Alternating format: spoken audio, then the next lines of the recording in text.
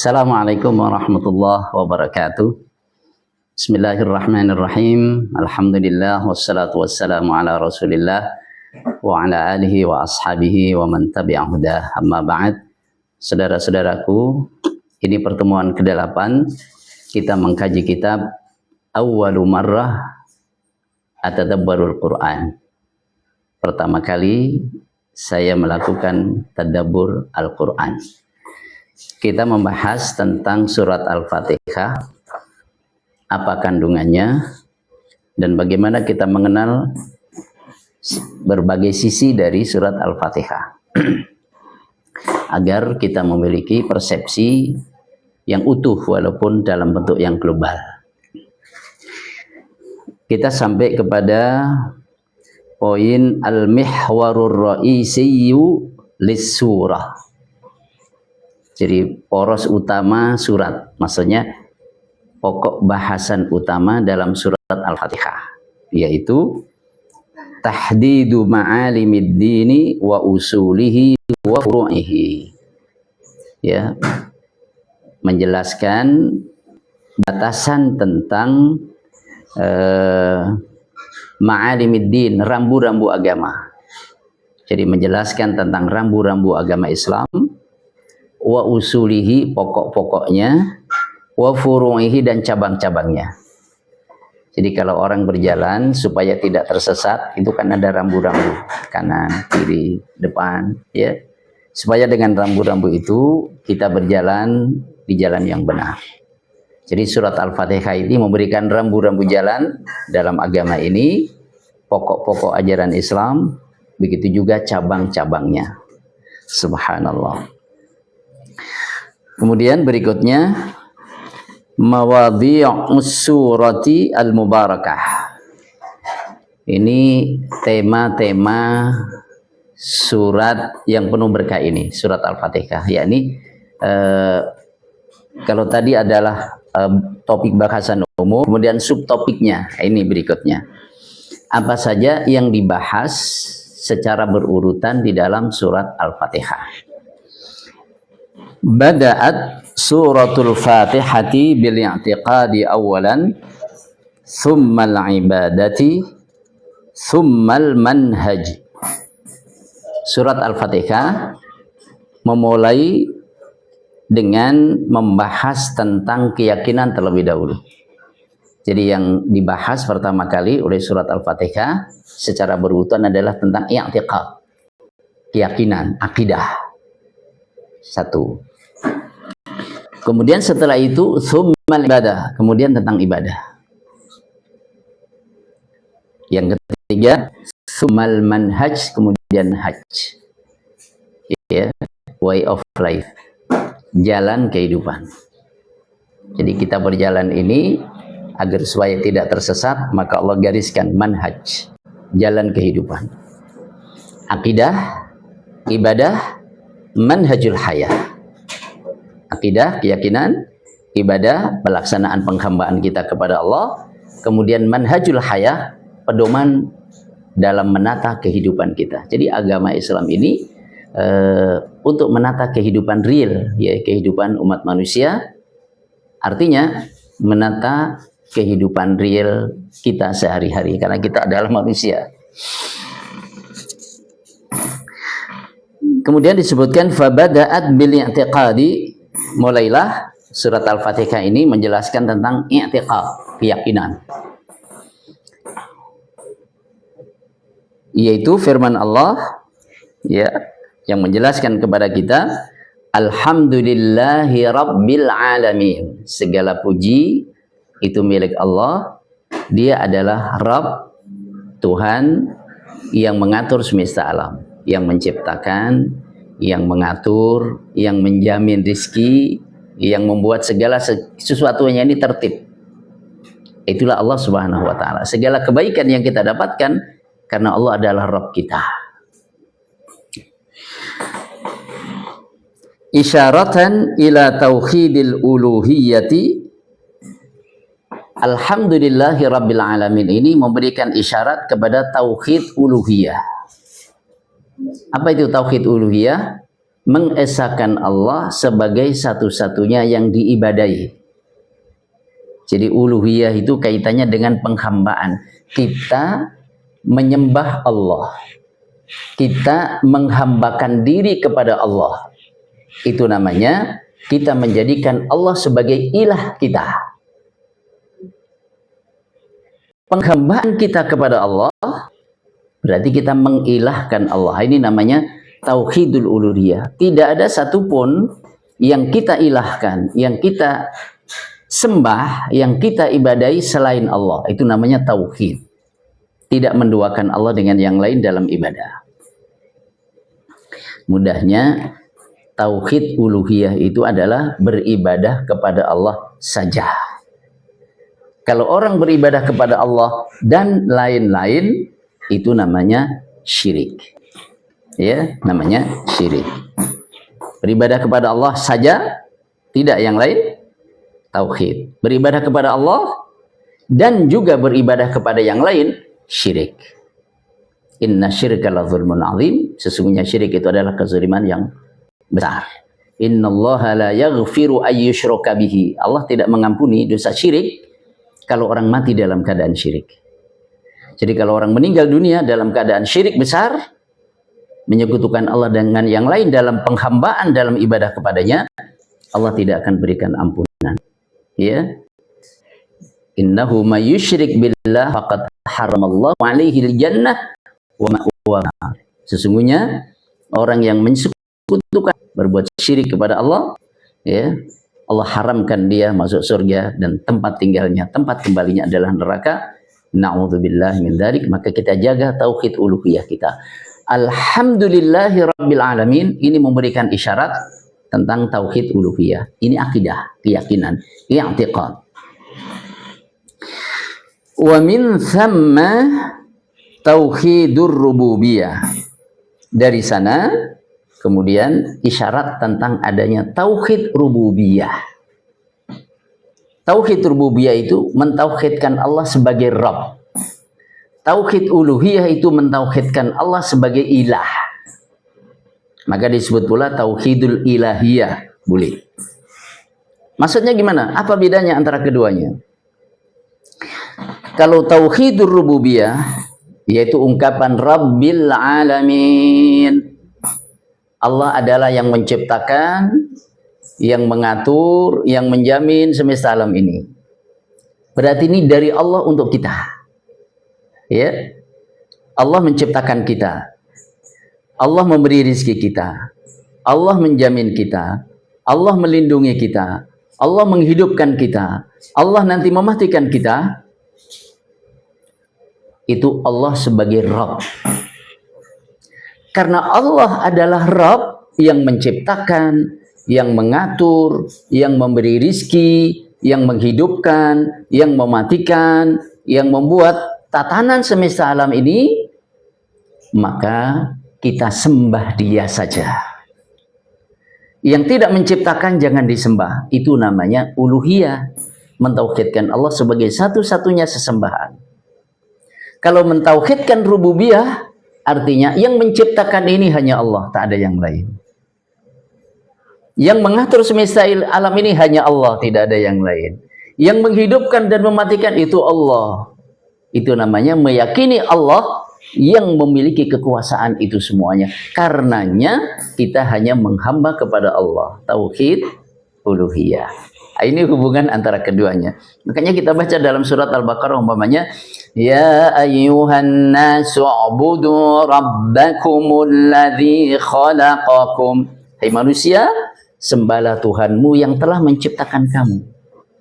Kalau yang enggak menciptakan jangan disembah. Manusia menciptakan yang lain enggak, jangan disembah. Matahari menciptakan enggak? Enggak ada yang diciptakannya, jangan disembah. Yang boleh disembah dan wajib disembah satu-satunya hanyalah Allah Subhanahu wa taala, la ilaha illallah. Jadi alhamdulillahirabbil alamin ini menegaskan tentang akidah. Keyakinan bahwa ibadah uluhiyah Allah, ya, beribadah hanya kepada Allah sebagai ilah, dan Allah adalah sebagai Rabb semesta alam. Kemudian Ar-Rahmanir Rahim. Ayat berikutnya Ar-Rahmanir Rahim. Allah yang Maha Pengasih, Allah yang Maha Penyayang. Isyaratan ila tauhidil asma'i was sifat. Ini mengisyaratkan tentang arti, tentang penegasan makna mentauhidkan Allah dalam nama dan sifatnya. Apa maksudnya mentauhidkan Allah dalam asma dan sifat? Asma itu artinya nama-nama. Sifat jamak artinya sifat-sifat. Maksudnya adalah Allah memiliki nama, Allah memiliki sifat, yang nama Allah dan sifat Allah itu tidak ada duanya. Tidak ada duanya. Walaupun manusia memiliki sifat dengan sebutan yang sama, tapi beda, tak sama dengan sifat Allah. Allahu la ilaha illa huwal hayyul qayyum. Contoh, Allah, tidak ada Tuhan yang hak disembah selain Dia. Dialah ada yang maha hidup. Kita hidup nggak sekarang? Kita hidup. Sama dong dengan Allah? Enggak sama. Tauhid al-asma. Mentauhidkan nama Allah. Allah memiliki nama Al-Hayyu, tapi Al-Hayyunya Allah tidak ada duanya. Kalau kita hidup juga, hayyun, sedang hidup sekarang, nanti mati. Allah tidak mati. Wal awwalu wal akhiru. Gitu. Kita hidup ada sebab. Tadinya nggak ada. Allah ada sebelum semuanya ada. Karena Allah lah yang menciptakan segalanya. Dialah Allah Zat, wajibul wujud, zat yang mesti adanya. Karena semesta alam ini tidak mungkin ada kecuali yang ada yang menciptakan. Dialah Allah Subhanahu wa ta'ala. Oke. Kemudian setelah itu, jadi ini contoh tauhidul asma was sifat. Allah memiliki nama dan nama Allah tidak ada duanya. Kita mentauhidkan Allah dalam namanya. Begitu juga sifatnya. Setiap nama Allah mengandung sifat. Allah punya nama Al-Hayyu yang maha hidup. Berarti Allah memiliki sifat Al-Haya, sifat hidup. Jadi kalau nama Allah mengandung sifat sesuai dengan nama itu. Kalau kita punya nama, belum tentu mengandung sifat sesuai nama kita. Contoh, ada orang namanya Sobir. Sobir itu artinya apa? Wong kang sabar. Apalagi sobur mamanya, orang yang banyak sabar. Apakah otomatis orang yang namanya Sobir itu orangnya penyabar? Belum tentu. Ada orang namanya Jamil. Jamil itu kan cakep. Apakah otomatis orangnya cakep? Belum tentu. Nama belum tentu mencerminkan sifat. Beda dengan nama Allah. Kalau Allah memiliki nama tertentu, maka nama itu menunjukkan sifat sesuai dengan nama. Allah Asy-Syakur, yang maha bersyukur. Allah maha bersyukur, maha berterima kasih. Maka kalau hambanya berbuat baik, balasannya luar biasa. Banyaknya luar biasa. Enggak sedikit pemberian Allah. Orang melakukan amal soleh satu, dibalasnya oleh Allah minimal 10 kali lipat. Itu minimal. Jadi Allah itu Asy-Syakur, yang maha bersyukur. Jadi Allah memiliki nama Asy-Syakur dan Allah memiliki, dan ini mengandung sifat syukur. Allah memiliki nama Al-Hayyu yang maha hidup, mengandung sifat Al-Haya, sifat hidup. Ya, khair. Kita lanjutkan. Maliki yaumiddin. Allah adalah yang menguasai, yang memiliki hari pembalasan. Isyaratan ilal imani bil yaumil akhir. Ini memberikan isyarat tentang atau kepada iman kepada hari akhir. Yaumiddin, hari pembalasan. Kapan hari pembalasan? Hari akhirat. Summal ibadah. Jadi tadi Alhamdulillahi Rabbil Alamin, Ar-Rahmanir Rahim, Maliki Yaumiddin. ayat-ayat awal dari surat Al-Fatihah ini menerangkan tentang apa? Tentang akidah, keyakinan. Setelah itu summal ibadah, kemudian ibadah. Mana ayatnya? Iyyaka na'budu wa iyyaka nasta'in. Kepadamulah kami ibadah dan kepadamulah kami mohon pertolongan. Nah, di sini penegasan tentang ibadah hanya kepada Allah. Iyyaka disebutkan lebih dulu, engkaulah, kepadamulah, litakhsis, untuk mengkhususkan, tak yang lain. Iyyaka namung dumateng panjenengan ya Allah, na'budu kita ngibadah. Wa iyyaka lan namung dumateng panjenengan, nasta'in kita nyuwun pitulung. Kepadamulah kami ibadah, kepadamulah kami mohon pertolongan. Nah, ini penegasan tentang ibadah. Oke. Kalau ada yang bertanya,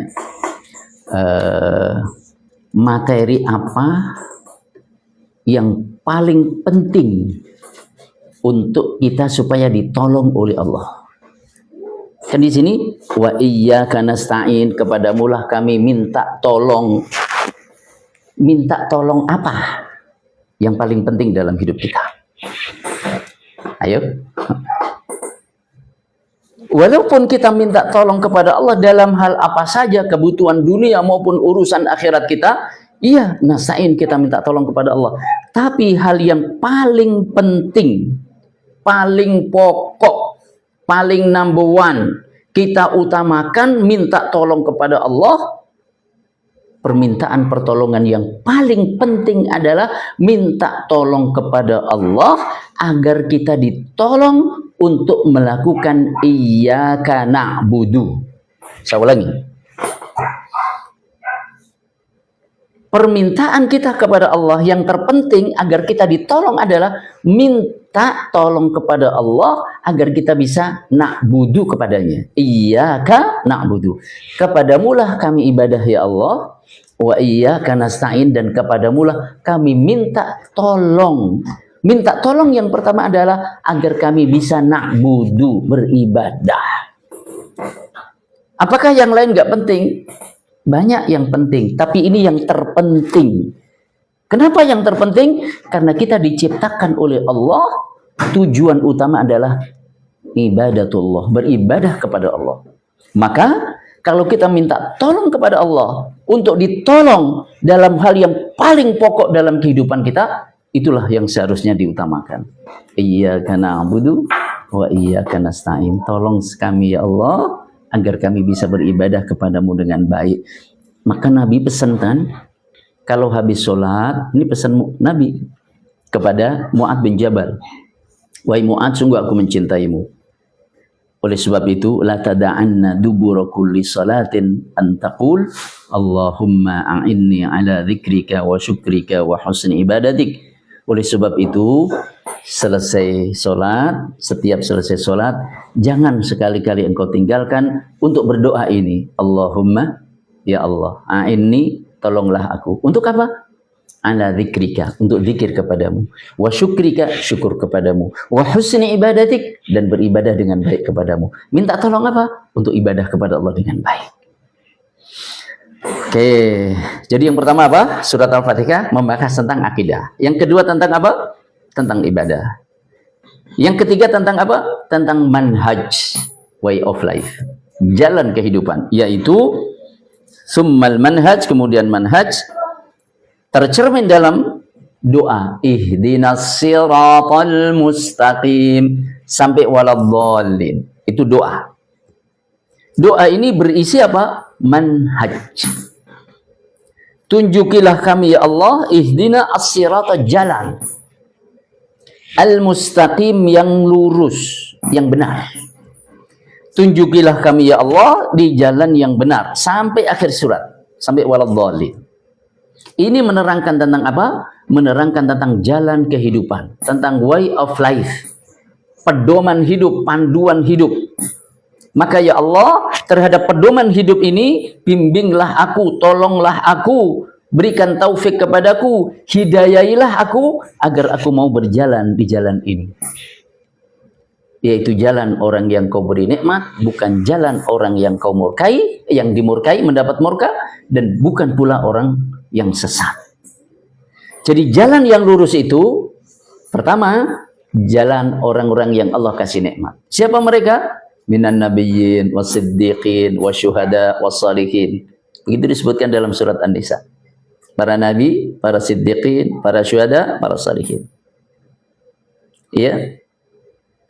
Kemudian tidak cukup mengikuti jalan para nabi, para siddiqin, para syuhada, para salihin, tapi pada waktu yang sama mengikuti jalan orang yang dimurkai. Enggak boleh. Mengikuti jalan nabi, tapi pada waktu yang sama mengikuti jalan orang yang tersesat. Enggak mungkin. Campur aduk kayak begitu. Enggak jelas. Maka kalau mengikuti jalan orang yang dicinta, yang beri nikmat oleh Allah, nabi, siddiqin, syuhada, salihin, pada waktu yang sama harus membelakangi, menyingkirkan, meninggalkan dan menanggalkan jalan orang yang dimurkai dan jalan orang yang sesat. Dalam satu hadis disebutkan yang dimurkai itu adalah al-Yahud dan yang sesat itu adalah an-Nasara. Orang yang tahu kebenaran akan tetapi tidak mau mengikutinya lebih dekat kepada murka Allah. Orang yang ingin beribadah kepada Allah tapi tak punya ilmu, akhirnya tersesat jalan, itulah adh-dhalin. Orang yang berada di jalan yang benar, panduan hidup yang benar, ia berada di jalan orang-orang yang diberi nikmat oleh Allah dan menjauhi jalan orang yang dapat murka dan orang yang sesat itu. Jadi ini tema-tema rincian ya secara berurutan yang dibahas di dalam surat Al-Fatihah. Pertama tentang akidah, i'tiqad, keyakinan, yang kedua tentang ibadah, yang ketiga tentang manhaj, jalan kehidupan. Itulah Islam, utuh. Utuh. Berangkat dari keyakinan dalam hati, kejujuran dalam hati, yakin, i'tiqadun jazim, la syakka fihi wa la raib, tanpa ada keraguan, kokoh keyakinan dalam hati. Itulah yang kemudian menjadi power, ya, mengarahkan kita, mendorong kita untuk beribadah kepada Allah Subhanahu wa taala. Ada sholat, ada puasa, ada zakat, ada haji. Dan kalau orang beribadah kepada Allah dengan syiar-syiar Islam itu, dengan arkan al-Islam tersebut, maka perilakunya dalam kehidupan sehari-hari mengikuti jalan syariat yang telah digariskan oleh Allah. Itulah manhaj, itulah as-siratal mustaqim. Jadi tidak cukup orang beribadah kepada Allah antara dia dengan Allah dengan sholat, akan tetapi jalan yang dia tapaki, jalan yang dia ikuti bukan jalan para nabi, tapi jalan orang-orang yang dimurkai Allah, jalan orang-orang yang tersesat. Nggak boleh. Syariatnya harus mengikuti syariat dari Allah. Itulah pelajaran penting yang kita ambil dari surat Al-Fatihah. Yang terakhir, pertemuan berikutnya saja, faedah-faedah dan hikmah-hikmah yang sangat lembut, sangat halus seputar surat Al-Fatihah. Jadi kita sudah 2 pertemuan ini ya, bahas tentang kandungan surat Al-Fatihah secara umum, dan semoga kita diberi kemudahan, diberi taufik oleh Allah untuk bisa melanjutkan pertemuan yang ketiga dari surat Al-Fatihah. Terima kasih. Barakallahu fikum. Assalamualaikum warahmatullahi wabarakatuh.